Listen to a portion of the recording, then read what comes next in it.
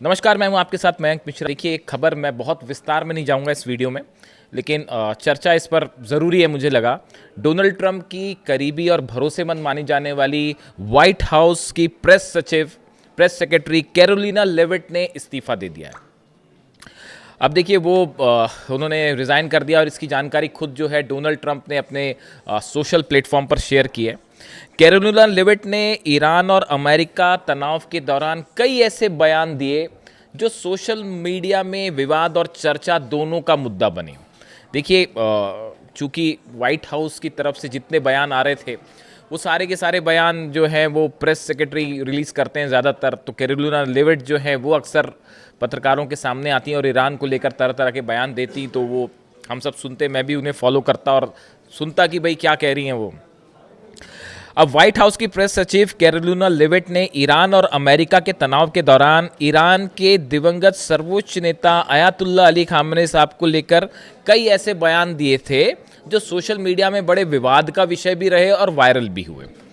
एक press briefing के दौरान उन्होंने खामनेई साहब को अयातुल्ला अल्लाह खामेनेई भी कह दिया था, जो सोशल मीडिया में बहुत वायरल हुआ। वो एक प्रेस कॉन्फ्रेंस कर रही थी, इस दौरान उन्होंने बयान दिया और खामेनेई साहब के लिए जो है उन्होंने अयातुल्ला अल्लाह खामेनेई शब्द का प्रयोग किया।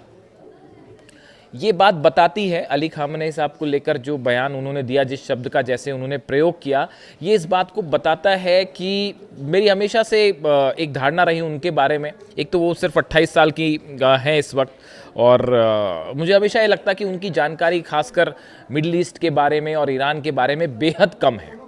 मतलब ऑनेस्टली स्पीकिंग, मैं हमेशा फ्रैंकली बात करता हूँ आपसे, तो उनकी मैं जब भी बातें सुनता तो मुझे हमेशा ये लगता कि इनकी जानकारी बेहद कम है। मैंने उनके कई बयान सुने, कई बयान ऐसे भी थे जो कि उन्होंने अली खामेनेई साहब का नाम नहीं लिया लेकिन उनका जिक्र किया, और जिक्र के दौरान उन्होंने जिस तरह से उनके बारे में चर्चा की वो बेहद अपमानजनक था।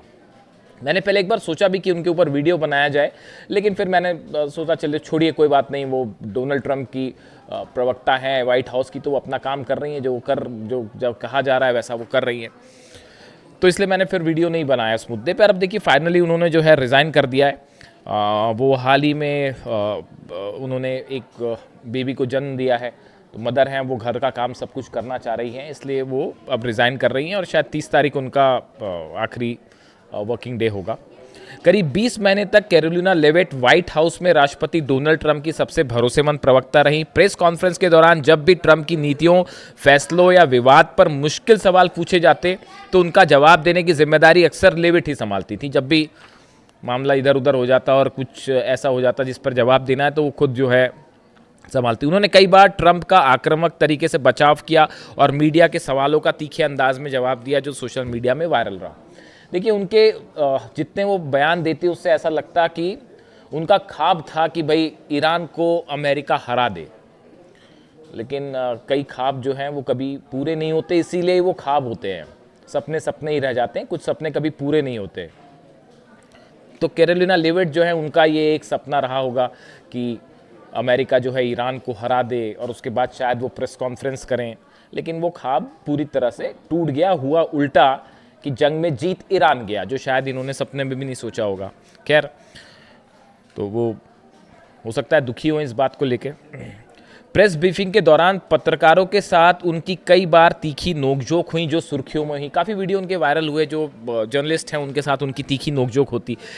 एक प्रेस कॉन्फ्रेंस में उन्होंने सवाल पूछने वाले एक रिपोर्टर को वामपंथी सोच वाला और पत्रकार के नाम पर कलंक कह दिया था। इस बयान को लेकर काफ़ी विवाद हुआ था। एक प्रेस कॉन्फ्रेंस हो रही थी, एक जर्नलिस्ट थे, तो उन्होंने कुछ सवाल पूछा होगा, तो कैरोलिना जो है वो नाराज़ हो गई और उन्होंने उस जर्नलिस्ट को लेफ्ट की सोच वाला यानी वामपंथी सोच वाला कह दिया और पत्रकार के नाम पर कलंक कह दिया, जिसका जो है सोशल मीडिया पे बयान काफ़ी वायरल हुआ और उनकी काफ़ी आलोचना भी हुई थी।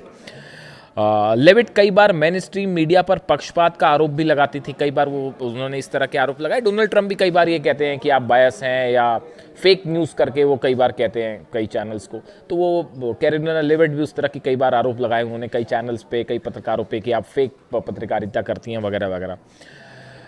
उनका ये कहना कि कुछ मीडिया संस्थान ट्रंप सरकार के खिलाफ एजेंडा चलाते हैं, ये कई बार उनकी तरफ से बयान आए कि जो है ट्रंप को बदनाम करने की कोशिश हो रही है, इस तरह के भी उनके बयान हैं। और उन पर ये भी आरोप लगते थे कई बार कि पत्रकारों के सवाल से बचने के लिए वो पत्रकारों पर जो है व्यक्तिगत एलिगेशंस लगाती हैं। इस तरह की भी खबरें कई जगह छपी हैं। उनका एक और फैसला जो था वो बड़े विवादों में रहा। ये उस समय विवादों में आई थी जब एक एजेंसी ने उनको जो है प्रेस पूल से बाहर कर दिया गया था। प्रेस पूल क्या होता है कि डोनाल्ड ट्रंप जैसे एयरफोर्स वन में कहीं ट्रैवल करते हैं, विदेश जाते हैं, तो पत्रकारों का एक ग्रुप उनके साथ जाता है और वो उन विजिट से संबंधित, ट्रंप से संबंधित सारी खबरों को छापता है या दिखाता है अपने चैनल्स में। तो वो प्रेस पूल से उन्होंने एक एजेंसी को बाहर कर दिया और उसकी वजह ये थी कि डोनाल्ड ट्रंप सरकार की इच्छा थी भाई कि गल्फ ऑफ अमेरिका नाम दिया जाए, लेकिन वो गल्फ ऑफ मैक्सिको को गल्फ ऑफ अमेरिका नाम दे दिया जाए, लेकिन वो प्रेस एजेंसी जो है वो गल्फ ऑफ मैक्सिको का ही जिक्र करती रही, जबकि डोनाल्ड ट्रंप चाह रहे थे कि gulf of Mexico gulf of America कहा जाए। तो प्रेस एजेंसी ने मना कर दिया कि नहीं, हम तो उसको गल्फ ऑफ मैक्सिको ही कहेंगे। तो इस बात से नाराज़ होके जो है वो उस न्यूज़ एजेंसी को ही प्रेस पूल जो है डोनाल्ड ट्रंप का उससे बाहर कर दिया गया था।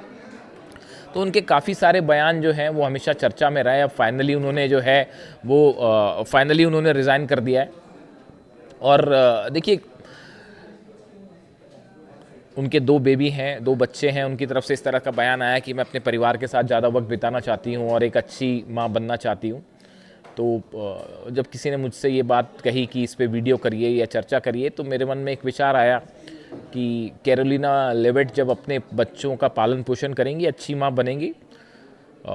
लेकिन उम्मीद है कि वो मिनाब की वो 168 बच्चियों को भी नहीं भूलेंगी। उन्हें भी याद रखना चाहिए। उन्हें जो छोटी छोटी बच्चियों को वहाँ पर टॉमहॉक मिसाइल मार के शहीद कर दिया गया, उन माताओं का दुख भी उन्हें महसूस होना चाहिए, जिनके छोटे छोटे बच्चों को, अब तो कैरोलिना लेविट खुद एक मदर हैं, 2 बच्चे भी हैं उनके, अभी हाल ही में उन्होंने एक बेबी को जन्म दिया है। तो उनके अपनी बेबी के साथ वो टाइम बिताती होंगी, तो उन्हें शायद वो मिनाब की बच्चियों को भी नहीं भूलना चाहिए जिनको शहीद कर दिया गया। उनकी माताओं का दुख भी याद रखना चाहिए। केशम आइलैंड पे जो छोटे छोटे बच्चों पे हमले हुए, उन बच्चों की तकलीफ भी याद रखनी चाहिए। कई लोगों की इस तरह की राय है। देखिए, कैरोलिना लेविट के एक और बयान का जिक्र करना चाहूँगा। उनका हाल ही में, आज ही की खबर है, प्रेस कॉन्फ्रेंस के दौरान उनसे पूछा गया कि क्या अमेरिका जो है ईरान के साथ अपना सीज़ फायर आगे बढ़ाने का अनुरोध किया है अमेरिका ने।